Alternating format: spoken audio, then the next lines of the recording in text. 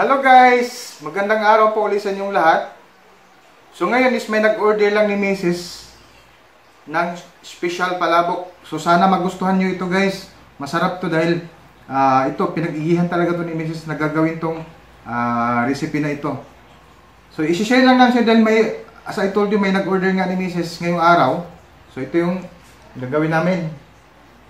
So bago natin simulan guys, so huwag nyo kalimutan mag-subscribe sa channel ko na My Online Journey. So guys, sisimulan na natin. So nandito yung mga sangkap natin guys sa ating special palabok. Meron tayong palabok noodles. Palabok noodles. Ground pork. Ground pork. 3 tablespoons of patis o fish sauce. Ayan, may patis siya. Meron din akong flour. About 5 tablespoons of flour. Onions. Ayan, may onions. Tapos meron akong ground black pepper. Ayan. Shrimp cube. Shrimp cubes. Tapos, meron akong anato water. Para naman sa toppings, meron akong fried garlic. Fried garlic. Merong tinapa, flakes, pero nabili ko siya sa palengke, parang pound. Ganon din ang aking chicharon. Hard-boiled egg. At ang ating shrimp. Ay, sorry. At meron din akong Baguio pechay. Yan, para sa toppings. At meron din akong water. At oil para sa panggisa. Okay? Simulan na natin to guys. At ang una kong gagawin ay ito. Binabad ko yung ating palabok noodles sa tubig. Tingnan nyo na lang ang instruction sa package ng palabok noodles.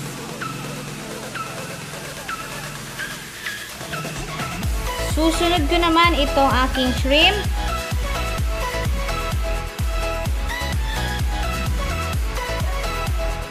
So guys, ito nagpakulo na ako ng tubig.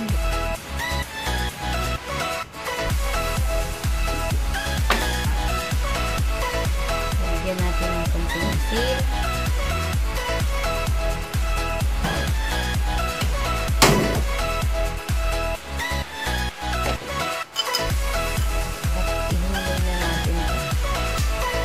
Saglit lang ang pagpakulo niyan.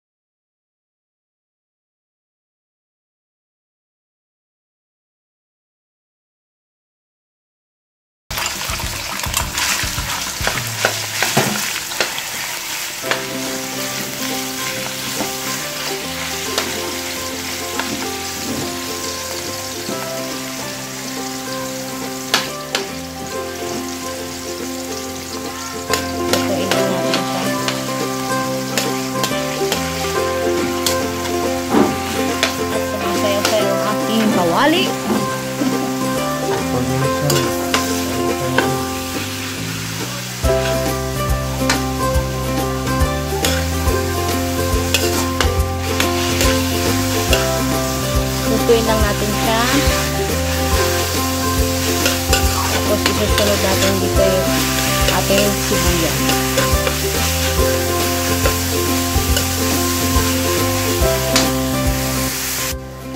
Okay na yung ating pork.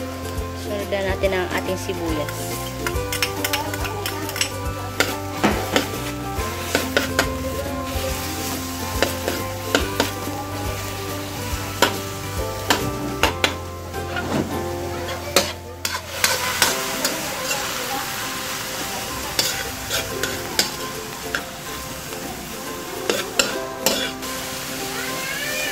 Sunod ko na yung ating patis.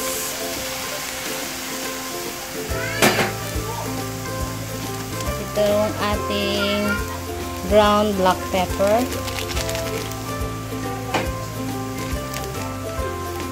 Nasa sa inyo po kung gaano karami ang inyong ilalagay at gaano karami ang inyong lulutuin.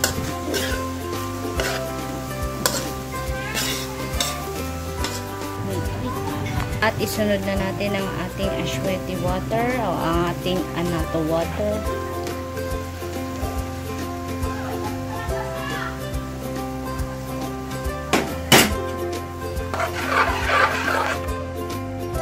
At ilagay rin natin tong ating tubig, yung pinagpakuluan kanina ng ating shrimp para mas malasa siya.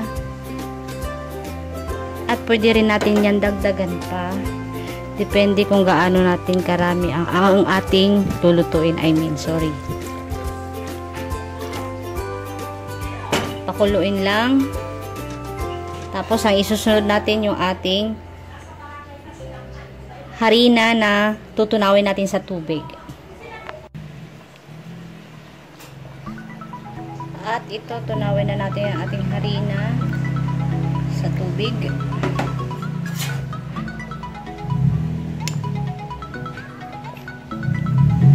Guys, papakuluan ko na yung aking palabok noodles ng 15 minutes according sa package niyang instruction. Dahil malapit na maluto ang aking sauce. Lalagay ko na pala ang aking tinunaw na harina, dahan-dahan lang at sa mahinang apoy para hindi siya magbuo-buo.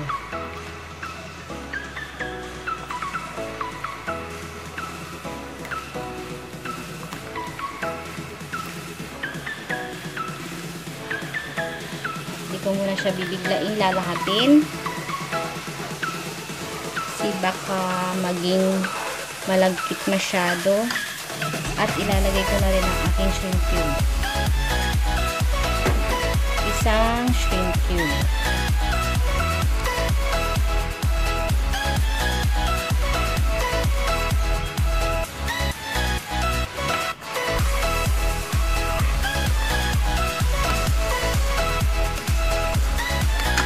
Lutuin lang natin to hanggang sa maging malapot na siya.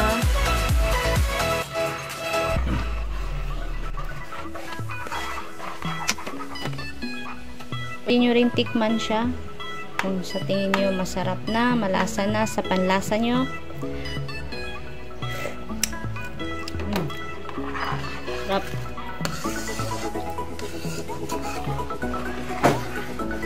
At ito guys, luto na siya. Ipapakita ko na sa inyo ang finished product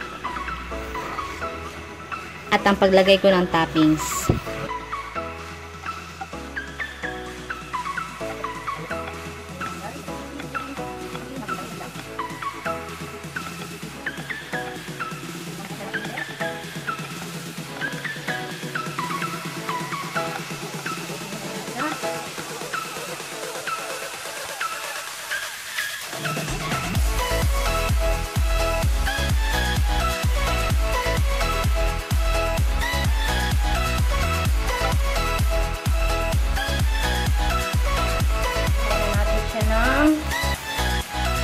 Toppings.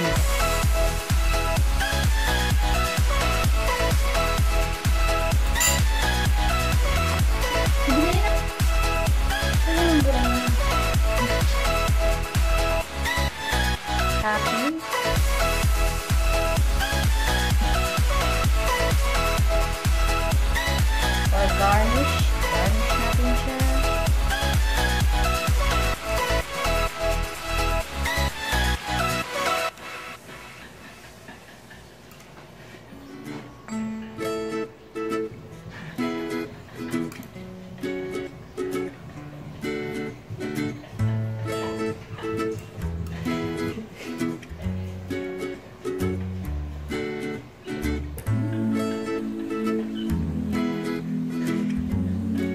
Tapos ang ating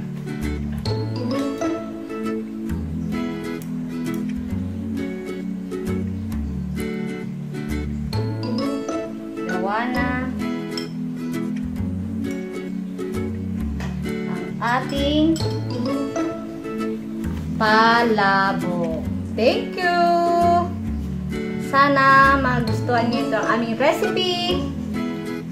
Masarap na special palabok.